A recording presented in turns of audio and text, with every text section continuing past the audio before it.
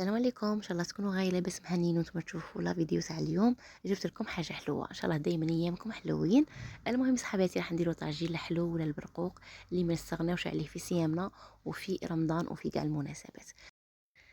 نبدو بسم الله باللي بول تاع نواس كوكو. في غيسيبيون درت حبه بيض، ندير 2 مغارف تاع ما زهر. هنا اذا ما عندكش ما زهر تنجمي تعوضيه غير بالماء، وندير الزاز تاع التشينا.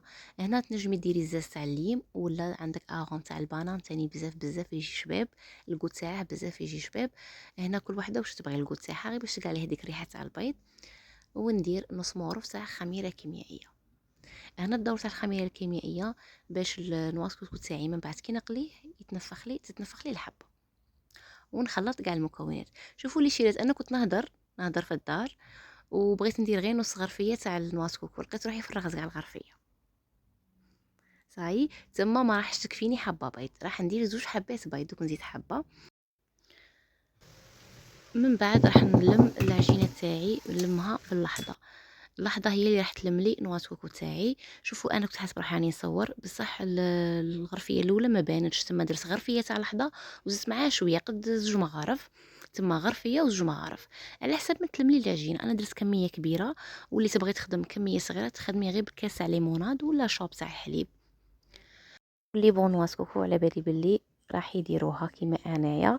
هاد الوصفه بزاف تفكرني بالصغر، كانت ماما بكري ديرها لنا. درك راح نخدم الطاجين تاعي.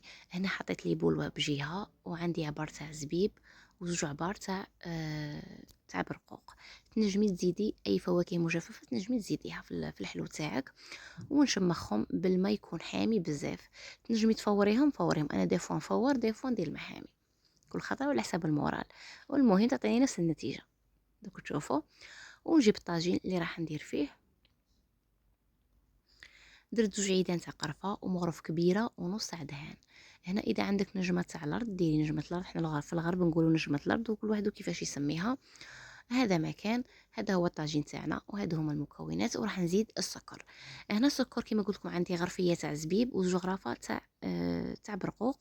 نجم ندير 3 غرافه بصح انا مانيش باغا الحلاوه بزاف، درت 2 غرافه هذا مكان. درت 2 غرفيات تاع سكر ونزيد 3 غرفيات تاع الماء.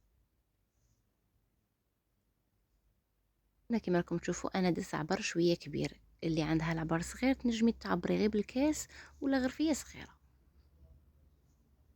هادو هما المكونات. ونديره فوق النار يغلي غايه ويذوب لي هذاك الدهان ويسير ويتعقد.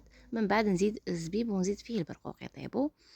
وهنايا شوفوا لي بول انا راح نقليهم في، شوفوا لي تبغي ديرهم في مقله ديرهم في مقله، بصح من الاحسن ديرهم في حاجه هكا مغرفه كيما طاوه ولا حاجه مغرفه باش يتقلوا لك على حبه نيشان، ما تجيكش حبه بيضاء وحبه صفراء. والنار تكون متوسطه، ما تزيديش عليها بزاف باش ما تنحرقلكش وتجيك الحبه تاعك طايبه. شوفوا لي هذيك لا كولور يجي هذيك لا دوغور يجي ما شاء الله. ونديرهم الاخر يشربوا لي الزيت.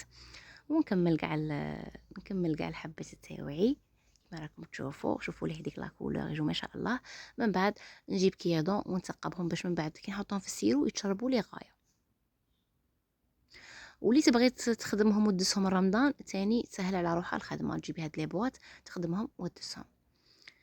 وهنايا بعد ما طاب لي البرقوق تاعي ليه اغوم تاع البنان يجي بزاف سيولي شيرات الاغوم تاع البنان وردوا لي الخبر. وهنايا ديجا راني قلعت انا شويه سير ودرتها في طاوه. ونجيب لي بول تاع الماء كوكو ندخلهم في وسطه يتشربوا مليح، على الاقل خليها ربع ساعه 15 دقيقه باش يتشربوا مليح ويجوا معسلين القلب لداخل.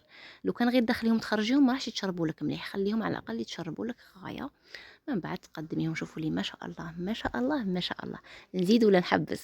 طاجين يحمر الوجه ويعمر العين، من اروع الوصفات اللي كاع الجزائريين يديروها خاصه في رمضان. ما كانش طابله ما ينحطش فيها هاد الطاجين. ان شاء الله تعجبكم الوصفه وتجربوها. نتلاقوا ان شاء الله في وصفه جديده.